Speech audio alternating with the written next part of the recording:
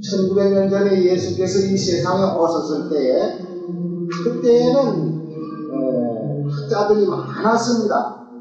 요새 신학 나오는 그런 학자들하고는 틀려요.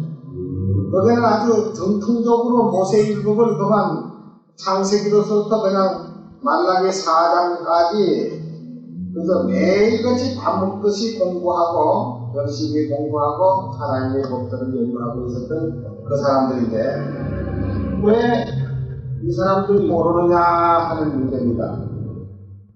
근데 아무래도 너희가 잘못했지 저 사람들이 모를 리가 없다. 신학도 너보다 돈 많이 들여서 공부 많이 했고 외국 유학도 갔다 왔고 세상 정보도 많이 배웠는데 왜 그 사람들이 모르겠느냐 하는 그것이죠. 거기 그 책 안에는 메시아의 오심에 대해서도 예언이 되어 있고 또 예수님이 언제 오신다는 것까지도 전부 다 기록되어 있고 이제 생명의 진리가 나타나는 것까지 전부 다 되어 있는데 다 그것을 배운 사람들입니다. 그러면 그때 사람들이 왜 예수를 받아들이지 않았느냐 그거죠. 그것이 그만 세상 지식이 하나님의 교회에서 높임을 받게 되고 세상 지식이 하나님의 진리를 그만 눌러버렸어요. 그 위에 올라섰어요.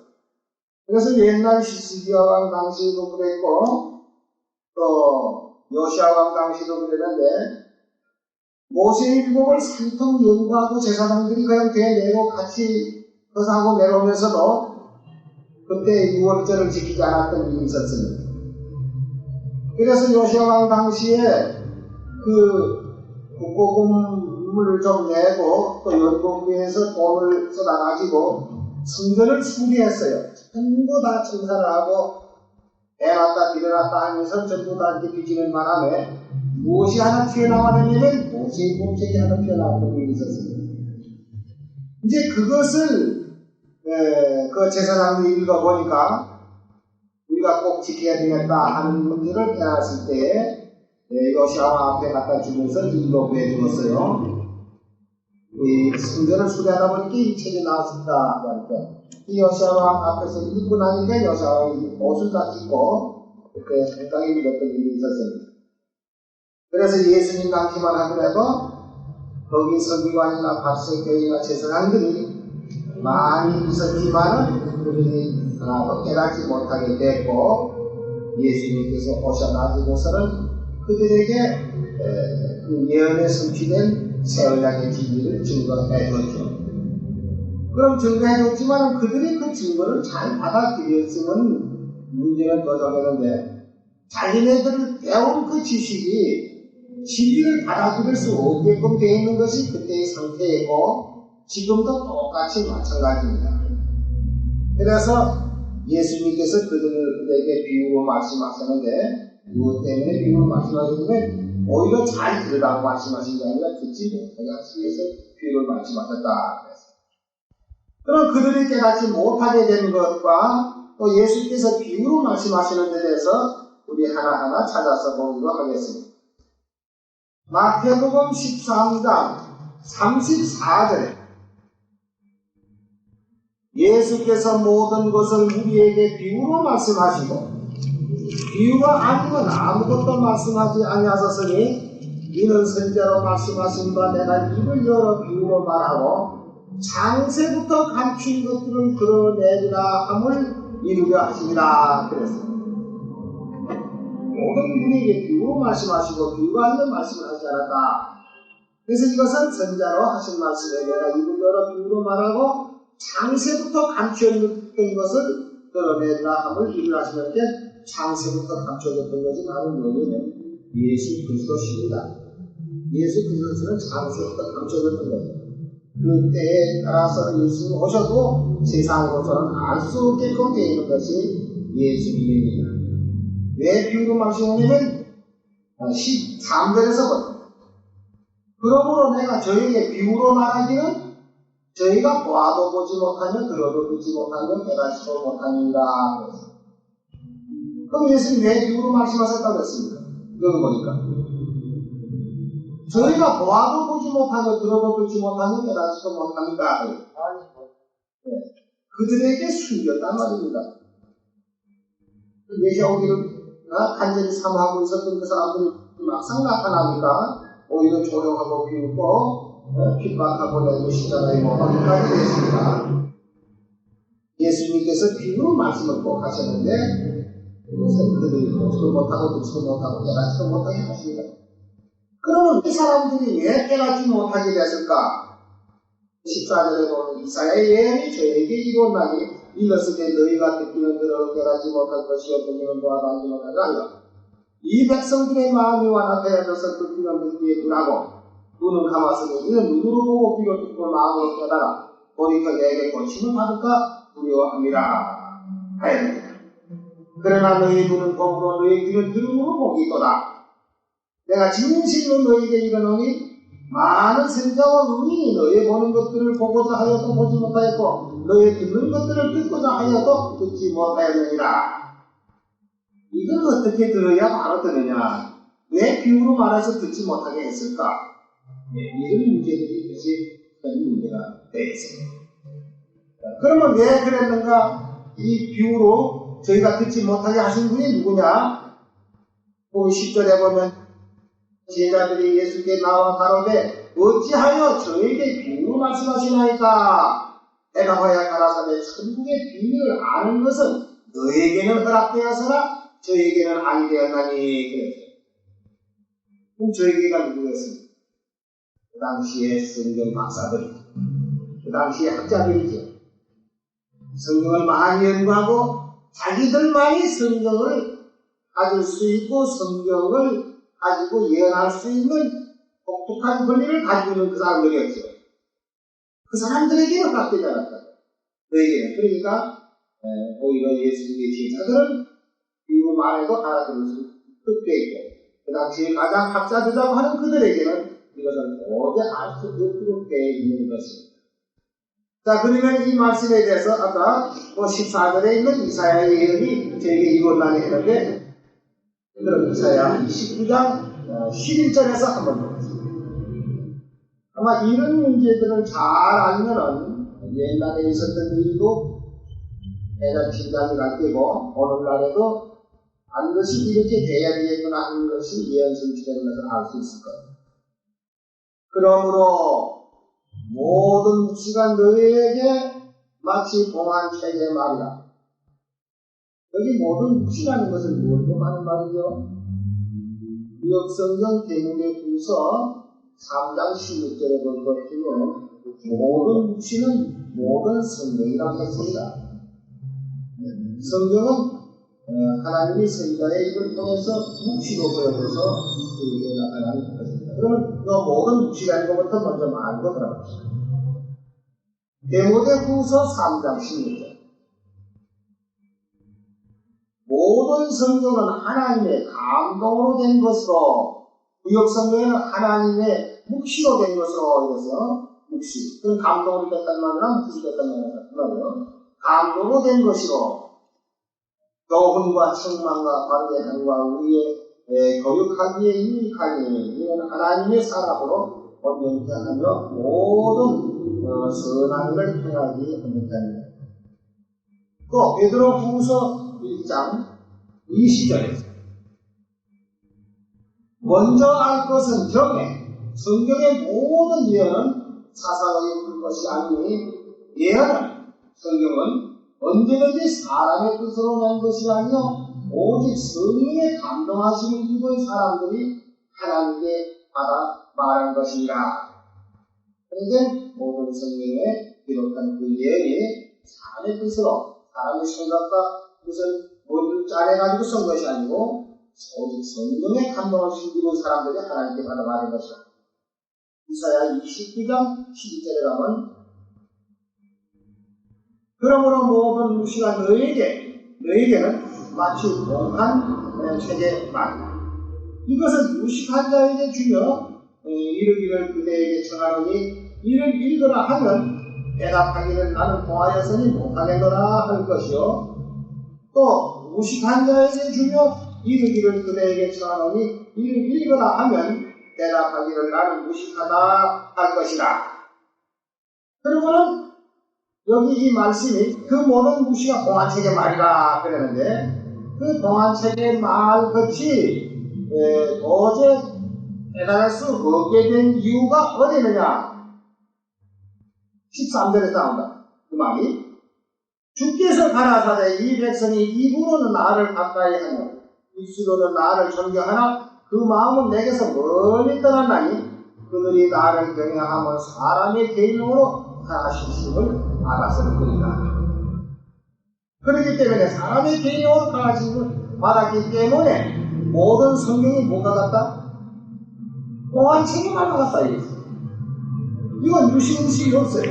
유식한 사람이 주니까 뭐 아는 체가 이거 동했으니까 난 모르겠다. 또 무식하면 난 무식하는 게 모른다. 결국 그렇게 되는 그 결과가 뭐 때문입니까? 뭐 때문에 그래요? 사람의 계명. 예, 사람의 계명. 이거 보면 정말 간단하지 않아요. 왜 성경이 동안책의 말이 되느냐 하면은 사람의 계명을 가지고 짓기 때문에 아무리 성경을 수백 독을 통독을 하고 신학에서 만날 이렇게 저렇게 공부를 했다고 해봤던들 이 성경은 그 사람들에게 동안책의 말이에요. 그러니까 오늘날 신학에서나 저런 데서 배운 사람들이 하나님의 계명만 지킨다면 그렇지 않죠. 하지만 하나님의 계명을 지키지 않기 때문에 그 모든 글이 동안책의 말이에요. 알 수가 없어요. 그래서 집사들 그러므로 내가 이 백성 중에 귀한 일, 꼭 귀하고 가장 귀한 일을 다시 행하니 그들 중에 지혜자의 지혜를 없이 하고 불능자의 주님을 아니라 어떻게 하면 사람의 계명을 지키기 때문에 깜빡하면 답이 여기 다 나오는 거예요. 사람의 계명을 지키는 사람이 되기 때문에 하나님께서 지혜와 총명을 빼버렸고 또 지혜와 총명을 빼버리니까 성경이 뭐가 같다?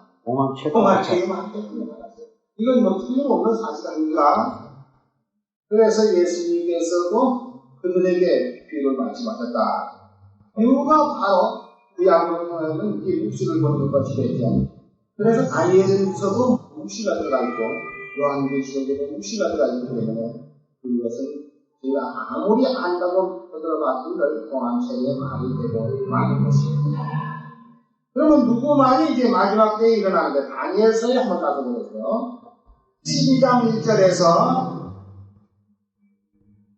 그때 내 민족을 호위할 대군 미가엘이 일어날 것이요 또 환난이 이스라엘이 이런 대군 이내로 이때까지 없었던 환난일 것이며 그때 내 백성 중에 문책에 기록된 모든 자가 구원을 얻을 것이라. 땅의 티끌 가운데에서 사는 자 중에 많이 되어 영생을 얻은 자도 있겠고 수욕을 받아서 부끄러움을 입을 자도 있을 것이며 지혜 있는 자는 궁창의 빛과 같이 빛날 것이요 많은 사람을 어둠대로 돌아오게 하는 자는 별과 같이 영원토록 빛이리라. 이렇게 말씀을 해놓고는 4절에 다니엘아 마지막 때까지 이 말을 간수하고 그 위에 읽은 그 말씀 이것을 간수하고 그 글을 봉합하라. 많은 사람이 빨리 왕래하며 지식이 달다 그러는데 여러분은 공동번역 볼만해요. 마지막 때까지 이 글을 간수하고 이 글을 봉합하라. 많은 사람이 빨리 왕래하고 지식이 달다. 이것을 제7 예수 재림교회에서는 오늘날 같이 세상에 비행기 타고 왔다 갔다 기차 타고 왔다 갔다 자동차 타고 왔다 아주 이연이다. 하지만 요거는 공동번역을 그렇지 않죠. 말세까지 두면은 그때에 그 글을 읽고 깨달은 사람이 나올 것이다. 그러나 많은 사람이 왕래할 것이다. 강직당할 것이다. 진리를 찾지 못해서 이구석 저구석 왔다 갔다 하는 글 이런 것으로 되어 있습니다. 7절에서 내가 들은 그 세마포 옷을 입고 강물 위에 있는 자가 그 좌우선을 들어 하늘을 향하여 영생하는 일을 간청해서야 가로되 반드시 할 때 그때 반대를 지내서 성도의 권세가 다 빼어지기까지니 이렇게 되면 이 모든 일이 다 끝나리라 하더라. 내가 듣고도 깨닫지 못하니라.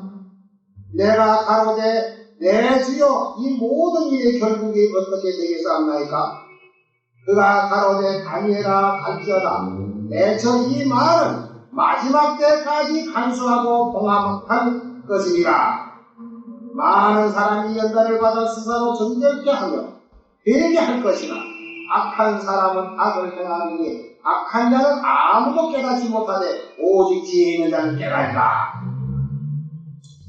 여기 악하다고 하는 사람이 어떤 사람이겠습니까? 이것은 성경을 보는 사람들 가운데 악한 사람이 있어요. 성경을 본다고 하고 하나님을 믿는 사람들 가운데 악한 사람이 있어요.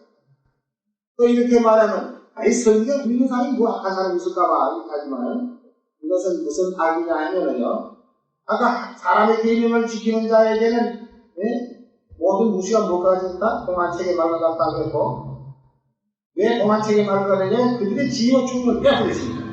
그런데 여기 악한 사람이 누군가 하는 것을 그 악한 사람을 한 번 더 찾아보도록 하겠습니다.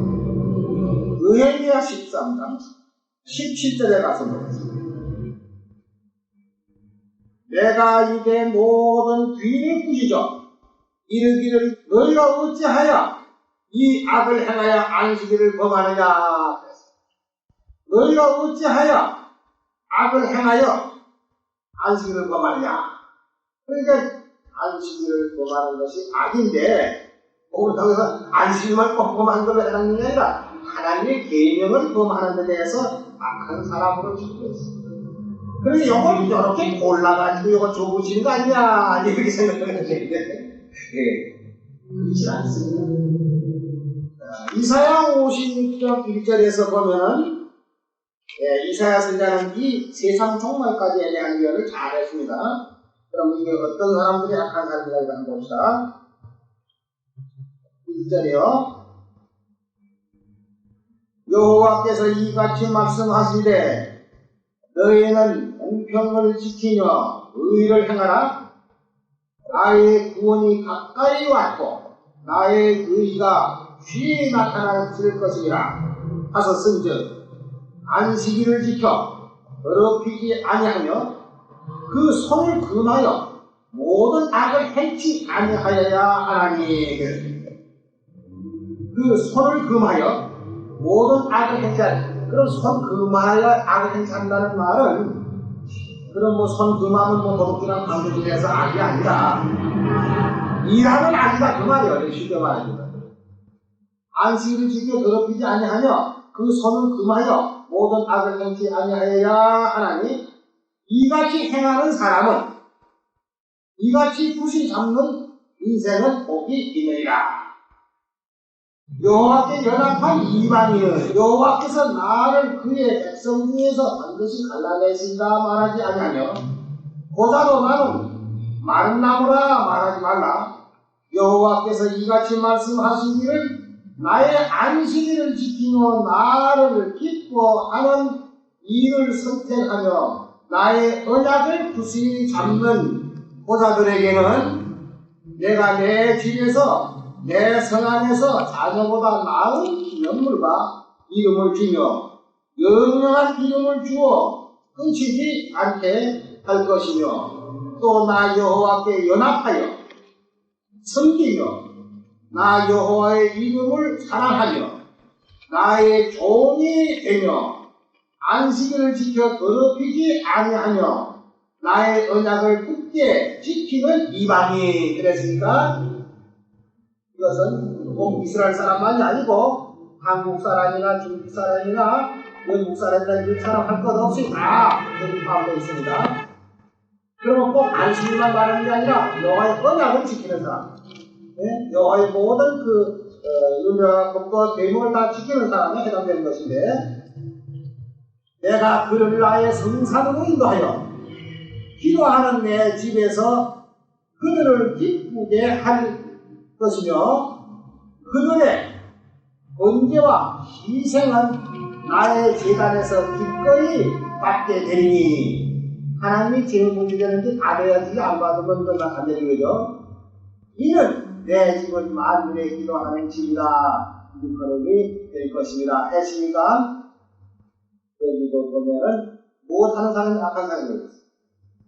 나의 안식일을 지켜 더럽히지 아니하며 그 손을 금하여 모든 악을 행치 하냐니 이제 일하는 사람은 악을 행하는 사람이다 그 말이에요. 여기 그랬죠. 그러면 신학에 왔었다. 악을 행하는 사람은 어떤 사람? 데살로니가 후서 2장 9절입니다. 악한 자의 임함은 여기 대번 나왔어요. 악한 자의 임함은 사탄의 역사를 따라 모든 능력과 표적과 거짓 기적과 우리의 모든 속임으로 멸망하는 자들에게 임하리니 이는 저희가 진리의 사랑을 받지 아니하여 원함을 얻지 못하리라.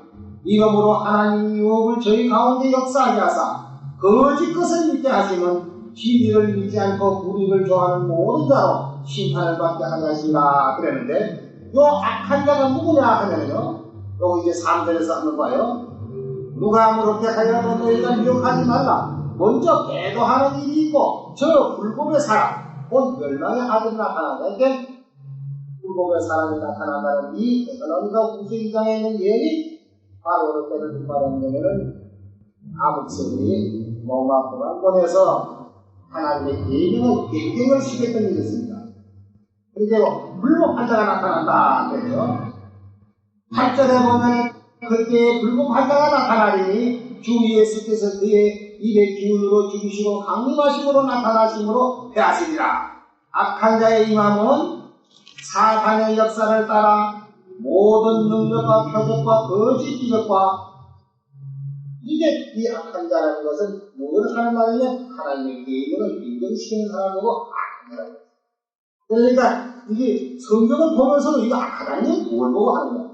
여기 아마 강도들 보고 한 말이 아니겠냐 이렇게 생각만 안 됩니다.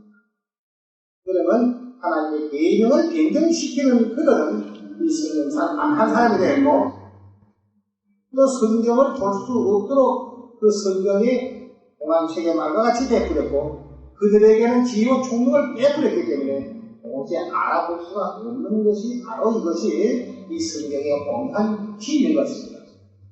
우리 먹는 거 하나라도 그래요.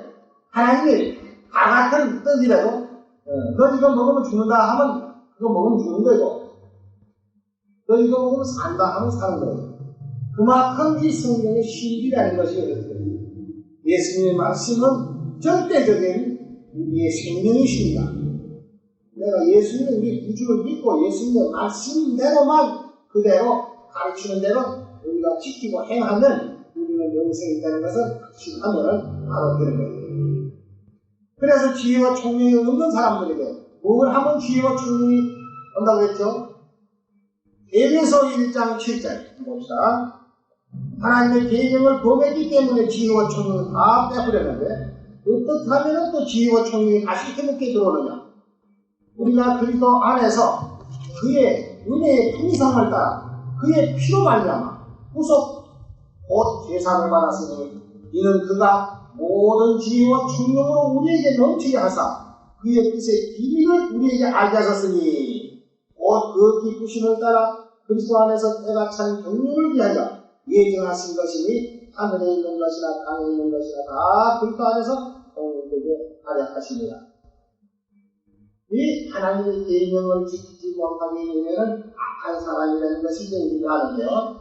그게 왜 그러냐면 다 사람의 계명을 지키는 사람들이기 때문에 지혜와 총명을 빼앗겼어요. 그런데 마태복음 15장 10절에 보면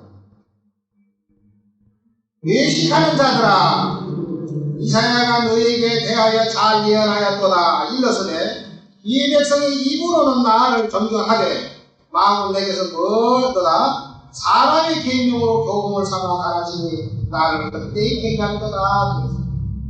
그러면 자 우리 마지막 성도들은 무엇을 지켜야 될 것인가? 예수님이 우리에게 가르쳐주신 새 언약이 있습니다. 새 언약. 이것은 늘 참 귀가 따갑도록 들을 말씀이 있습니다. 그러면 우리 마태복음 에서부터 누가복음 하나 우리 거 찾아보고요. 마태복음 26장 17절에 보면 무교절 첫날에 제자들이 예수께 나와 가로되 6월절 잡수시기를 어디서 예비하기를 원하시나이까 그랬죠. 그래서 가서 예수님이 시키신다는 6월절을 예비했습니다. 27절에 보면 또 잔을 가지고 사례하시고 저에게 주시며 가라사대 너희가 다 이것을 마시라.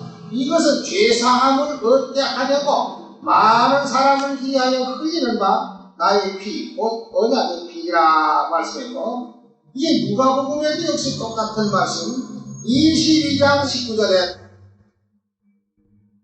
또 떡을 가져 사례하시고 떼어 저에게 주시며 가라사대 이것을 너희를 위하여 주는 내 몸이라. 2월절 성만찬 예식죠. 7절에서 보면 저는 먹은 후에 잔도 이와 같이 하여 가라사대 이 잔은 내 피로 세운 새 언약이니 곧 너희를 위하여 주는 것이니라. 그래서 너희는 이것을 향하여 나를 기념하라 하시고 여기서 새 언약으로 우리에게 주셨습니다. 바로 사람의 계명과 하나님의 계명, 예수님이 우리에게 주신 계명은 하나님의 계명입니다. 새 언약입니다. 구약에서는 모세율법이 하나님의 계명이지만 모세율법은 예수님이 오셔가지고 헌법을 개정했기 때문에 신약에 와서는 예수님이 우리에게 가르쳐주신 것이 이제 새 계명, 하나님의 계명이 되겠습니다. 그래서 이제 마지막에 구원받는 사람들이 요한계시록 14장 1절에 보면은 또 내가 보니 보라 어린 양이 시온산에 섰고 그와 함께 14만 4천이 섰는데 그 이마에 어린 양의 이름과 그 아버지 이름 쓴 것이 있도다. 12절에 가서 보면 성도들의 인내가 여기 있나니 저희는 하나님의 계명과 예수의 믿음을 지킨 자라. 반드시 하나님의 계명이 드러납니다.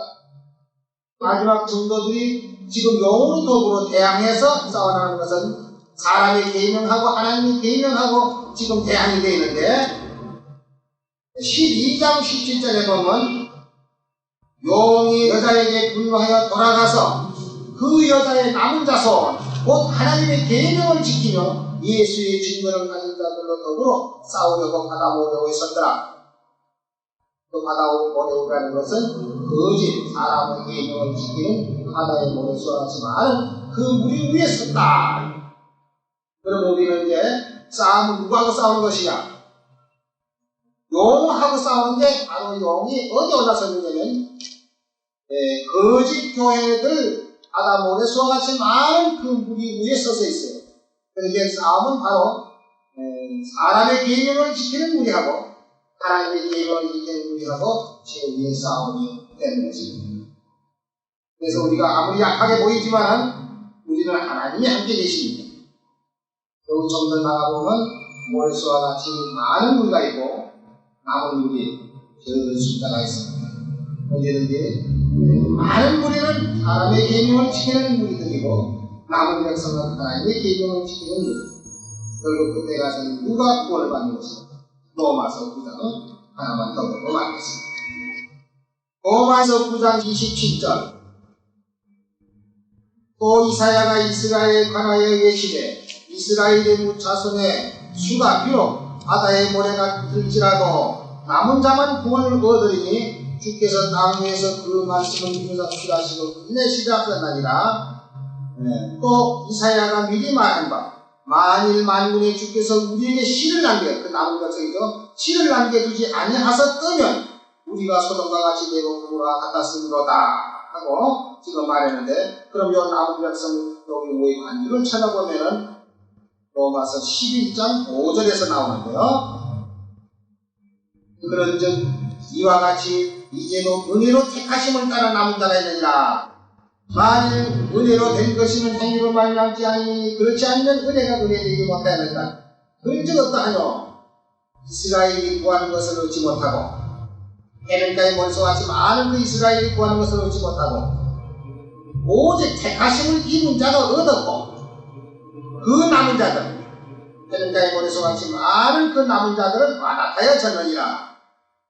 왜 그렇게 되느냐 하면은 8절에 보면 왜 그렇게 됐다는 그 이유가 나오죠. 기록된 바 하나님이 오늘날까지 저에게 해변가에 모래수와 같이 많은 저에게 보면 신령과 보지 못하는 눈과 듣지 못하는 귀를 주셨다는 것 같습니다. 사람의 계명을 지키는 자에게 무엇을 없앴어요? 지혜와 충격을 없었어요. 혼미한 신령, 보지 못하는 눈, 듣지 못하는 귀 이걸 주셨기 때문에 해변가에 모래수와 같이 많은 이스라엘이라고 하는 그들이 다 멸망으로 들어가고 남은 백성 마지막 성도들이 이제 병을 이고 하나님의 나라에 가게 될 것입니다.